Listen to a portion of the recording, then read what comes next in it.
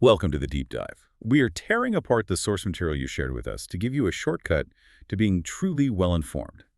Today, we're diving into the humble, often misunderstood daytime nap. For a long time, napping was categorized as either, pure European luxury or simple American laziness. Yeah. But the scientific literature we've analyzed tells a much more nuanced story. The nap is a highly sophisticated, regulated physiological event. It absolutely is. And our mission today is to give you that comprehensive view. We're synthesizing research across neuroscience, cognitive studies, including some great work from UC Berkeley and Johns Hopkins, and recent sleep medicine reviews published in places like the NIH database. We want to understand the nap paradox, why a short, perfectly timed nap can be a powerful cognitive boost, but why frequent long napping might be a critical signal of underlying health issues. Right, because the sources show us that the nap isn't just about reducing your immediate sense of tiredness. It's about optimizing your brain's architecture for future learning and even creative insight. It's a fundamental performance enhancer. Okay, so let's unpack this by looking at the brain's internal housekeeping. Why, physiologically, does a short sleep in the middle of the day help us remember things we encountered hours earlier? Well, we need to start with the concept of memory storage. Think of the brain's hippocampus as your temporary, limited capacity workspace. Like an email inbox. Exactly, like an email inbox that gets full really quickly with new facts and events. So to prevent that memory overload, that fact-based data, what we call declarative memories, it has to be securely moved or consolidated into the brain's much larger permanent hard drive. The prefrontal cortex. That's the one. So if I take a brief nap, I'm essentially hitting send on the day's learning, clearing space for the afternoon. That's a good analogy, but we have to be careful not to oversimplify it. The sleep process itself is what drives that transfer. If you don't clear out those fact emails, new information you encounter in the afternoon is going to be stored less efficiently or might even bounce entirely. And this whole system is regulated by two different processes, right? Yes, two dual processes. First, you have process S, which is the homeostatic sleep drive. That's just the raw pressure to sleep. Right. It builds up pretty much linearly the longer you've been awake. The accumulation is linked to the buildup of adenosine. A byproduct of our cells just using energy. Exactly. So the longer you're up, the more adenosine you have, and the higher that pressure gets. A nap directly and, very efficiently reduces that adenosine load. It lowers the pressure. But if it were only about process S, we just crash hardest at 10 p.m. Yet almost everyone recognizes that classic mid-afternoon wall, that energy dip between 1 and 4 p.m. And that's where process C comes in, the circadian rhythm. The body clock. Your 24-hour internal biological clock. It's governed by the suprachiasmatic nucleus, the SCN, which is this tiny pinhead-sized master clock deep in the brain. The SCN generates a powerful, continuous alerting signal that typically counteracts the rising sleep pressure of process S, keeping you functional. It's like having a co-pilot whose only job is to just keep the engine revving high. Precisely. But that alerting signal naturally and inevitably experiences a powerful lull or dip in the mid-afternoon. That's the infamous post-lunch dip. When you combine that natural reduction in the alertness signal from the SCN with the sleep pressure that's been building all morning, well, that's the physiological sweet spot for napping. And once you decide to fall asleep, the brain doesn't like being in some kind of wishy-washy half-sleep state, does it? No, it seeks stability. The transition between full wakefulness and full sleep is managed by a rapid, all-or-nothing system, what neuroscientists call a flip-flop switch. A flip-flop switch. So it's either on or off. Pretty much. Wake-promoting neurons and sleep-promoting neurons, like those in the VLPO, they mutually inhibit each other. When one side wins, it rapidly shuts down the other, allowing for those fast, stable transitions we need. So that sophisticated switch ensures your brief rest is actually restorative. It does. Okay, that structural integrity means even a short rest is meaningful. So let's move past just feeling rested. What specific cognitive benefits, what superpowers can a nap unlock? Right. When we talk about superpowers, we have to look closely at the architecture of the nap itself. We're not just promoting consolidation, we're enhancing subsequent learning and memory.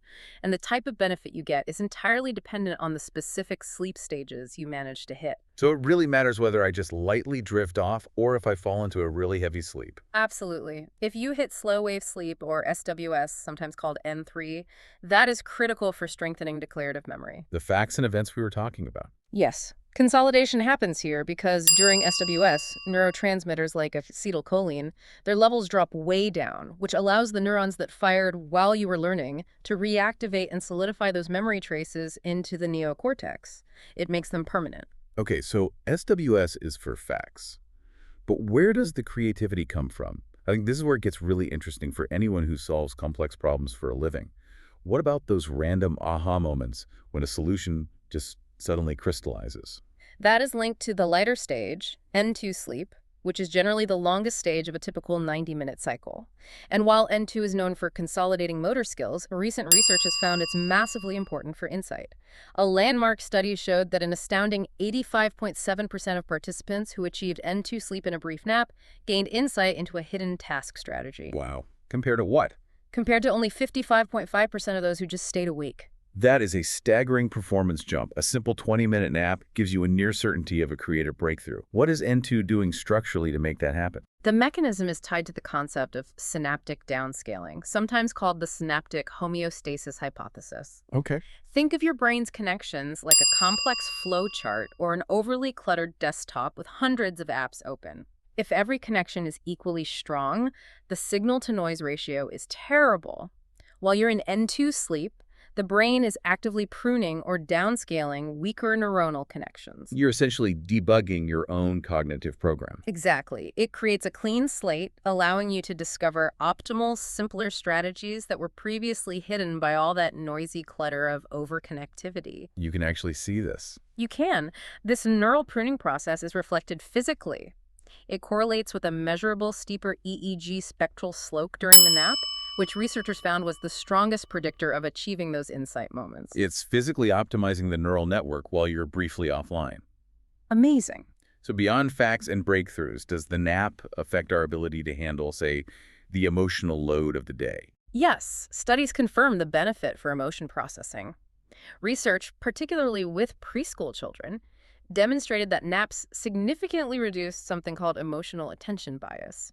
And the nap also preserved the emotional valence of negative stimuli, which suggests that sleep temporarily disrupts the wake-dependent process of emotional habituation. So it keeps emotional fatigue from just piling up all day. It helps you reset. It helps you reset your emotional landscape, yes. Okay, so we've established the nap as a massive cognitive tool. But now we have to turn to the central paradox, the part that sounds really counterintuitive. If naps are this powerful, why are frequent, long, or seemingly required naps associated with poor long-term health outcomes, especially for older adults? This is the core of the nap paradox, and it demands a really careful look. The studies have shown a robust correlation, mostly in older populations, between habitual or frequent daytime napping, what's often called essential napping, and an increased risk for serious conditions. Like what? Hypertension, diabetes, functional limitations, mortality, and cognitive decline. That shifts the entire risk assessment. So is the nap itself actively detrimental, or is the napping behavior a symptom of something deeper that's already going wrong? And what's fascinating here is that most researchers lean heavily toward the latter. Ah, They suspect the nap is not the cause, but a critical diagnostic marker. And there are three main hypotheses exploring this. let's start with the connection to cognitive decline. Is the sleep causing the decline, or is it the other way around? That's the symptom hypothesis. The theory suggests that age-related deterioration in brain integrity is the real driver here. For example, the deposition of neurofibrillary tangles in critical brainstem areas can alter the cholinergic activity you need to maintain stable wakefulness. Okay. This degradation leads to pathologically increased daytime sleepiness, which then forces the individual to nap more frequently. So the nap is merely a behavioral response to an undetected accelerating neurodegenerative disease. Exactly. The nap is just the symptom of an underlying engine failure, not the cause of it. Okay, so what about the direct physical risks, like increased mortality? That's covered by the causality hypothesis. Researchers link frequent napping to cardiovascular risk through the sympathetic nervous system. The fight or flight response. Right. If a person is forced to nap multiple times a day, they are having frequent bouts of waking up. That transition from sleep to wakefulness reactivates the sympathetic nervous system. These multiple daily surges lead to temporary but significant spikes in heart rate and blood pressure. And the hypothesis suggests these repeated jolts could cumulatively increase the risk of adverse cardiovascular events over years. That's a real danger hidden inside what looks like an innocent habit, the sudden jolt of waking up just multiplied daily. And then there's a third, very compelling and emerging theory, the inflammation hypothesis. Okay. This one ties both of those risks together. Chronic, low-grade systemic inflammation, often caused by age, obesity, or some other underlying disease, is powerfully linked to elevated daytime sleepiness. The hypothesis posits that the body may be inducing napping as a biological attempt to normalize those inflammatory markers. So napping isn't the villain here. It's an internal mediator that's trying, and maybe failing, to fix an internal inflammatory crisis. It's a marker of a pre-existing burden. And that's the key takeaway for you, the learner. For healthy young adults, napping is a power tool. But for older adults, frequent required napping should immediately prompt a deeper investigation into underlying diseases. Okay, let's make this actionable. For those of us who are healthy and want to optimize our performance, what are the specific evidence-based rules for crafting the perfect power nap? Duration is non-negotiable. You have to aim for a short power nap of exactly 10 to 20 minutes. Why so strict on the duration? What happens if I drift a little longer? That 10 to 20 minute window ensures you stay predominantly in the lighter N1 and that insight-generating N2 sleep stage. If your nap exceeds 30 minutes, you significantly risk dropping into that deep SWS or N3 sleep. And waking abruptly from N3 induces sleep inertia. Ah, the grogginess. Severe grogginess, disorientation, and reduced performance that can last for an hour or more. It makes you feel far worse than if you hadn't napped at all. And timing. When should we schedule this window to hit that natural dip? You want to target the natural dip governed by the SCN, which for most people is generally between 1 p.m. and 4 p.m. And timing is also vital because napping too late, say after 5 p.m., will start to steal your sleep pressure, reducing the quality and duration of your crucial nocturnal sleep. A daytime nap should enhance, not replace, nighttime rest. Exactly. I love learning about strategies that maximize benefits by combining systems, and the coffee nap is peak optimization. How does this technique perfectly align the chemical and biological processes? The coffee nap is brilliant because it leverages the science of adenosine and caffeine absorption. The strategy is simple. Consume about 100 to 200 milligrams of caffeine, so a standard cup of coffee, and immediately lie down for a 20-minute nap. Why immediately? Because caffeine takes approximately 20 minutes to be fully absorbed and peak in your bloodstream. So while you're napping, your brain's natural processes are clearing out that fatigue-inducing adenosine. That's the main job of the nap. Then, when the alarm goes off and you wake up, the caffeine is just peaking. It then binds to the now vacant adenosine receptors, immediately blocking any new adenosine from binding. So you get the double benefit. The nap physically clears the neural clutter, and the caffeine immediately locks down the receptors, giving you this huge, clean jolt of energy. Studies show this combination drastically enhances performance compared to either just caffeine or just a nap alone. It is the ultimate hack. And finally, if you struggle to transition into that restorative N2 sleep in such a short window, research suggests you can improve your depth of rest.